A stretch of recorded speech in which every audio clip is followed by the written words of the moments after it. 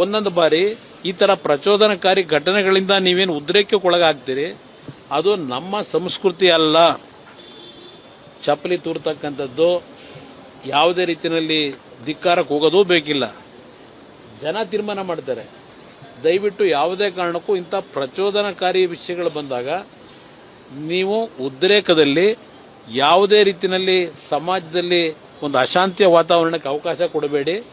ಅದು ಏನೋ ನಿನ್ನೆ ನಡೆದಂಥ ಘಟನೆ ಏನಿದೆ, ನನ್ನ ಕಾರ್ಯಕರ್ತರಿಗೆ ಮತ್ತೊಮ್ಮೆ ಮನವಿ ಮಾಡೋದು ನಮ್ಮ ಮಾಧ್ಯಮದ ಮುಖಾಂತರ, ಇಂಥ ಒಂದು ಸಂದರ್ಭಗಳಲ್ಲಿ ನೀವು ಸ್ವಲ್ಪ ಮಾನಸಿಕವಾಗಿ ಒಂದು ಒಳ್ಳೆಯ ರೀತಿಯಲ್ಲಿ, ಶಾಂತ ರೀತಿಯಲ್ಲಿ, ಸಮಚಿತ್ತ ಭಾವದಿಂದ ಇವತ್ತು ತಾವು ಇಂಥ ವಿಷಯಗಳ ಸಂದರ್ಭದಲ್ಲಿ ನಿಮ್ಮ ನಡವಳಿಕೆ ಇರಬೇಕು ಅಂತಕ್ಕಂಥದ್ದನ್ನ ನನ್ನ ಎಲ್ಲಾ ಕಾರ್ಯಕರ್ತರಿಗೆ ಮನವಿ ಮಾಡ್ತೀನಿ.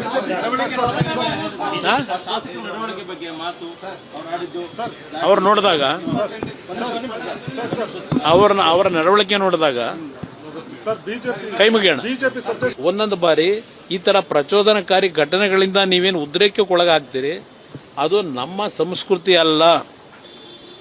ಚಪ್ಪಲಿ ತೂರ್ತಕ್ಕಂಥದ್ದು, ಯಾವುದೇ ರೀತಿಯಲ್ಲಿ ಧಿಕ್ಕಾರಕ್ಕೆ ಹೋಗೋದೂ ಬೇಕಿಲ್ಲ. ಜನ ತೀರ್ಮಾನ ಮಾಡ್ತಾರೆ.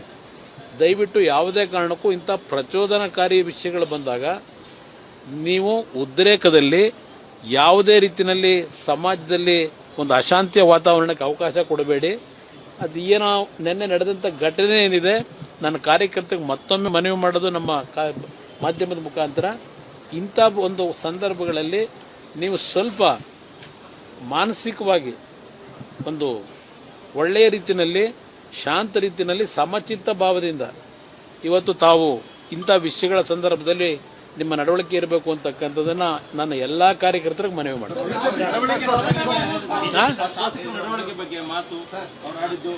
ಅವ್ರು ನೋಡಿದಾಗ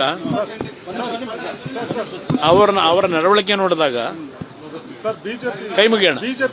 ಒಂದೊಂದು ಬಾರಿ ಈ ತರ ಪ್ರಚೋದನಕಾರಿ ಘಟನೆಗಳಿಂದ ನೀವೇನು ಉದ್ರೇಕಕ್ಕೊಳಗಾಗ್ತೀರಿ, ಅದು ನಮ್ಮ ಸಂಸ್ಕೃತಿ ಅಲ್ಲ.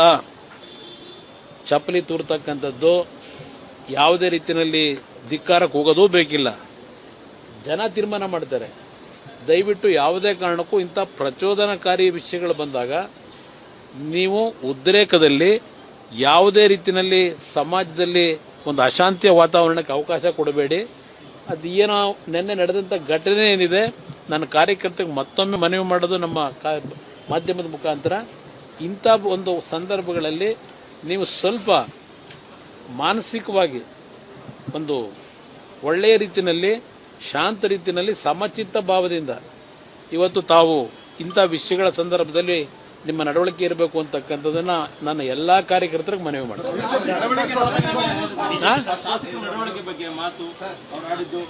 ಅವ್ರು ನೋಡಿದಾಗ ಅವರ ನಡವಳಿಕೆ ನೋಡಿದಾಗ ಕೈ ಮುಗಿಯೋಣ.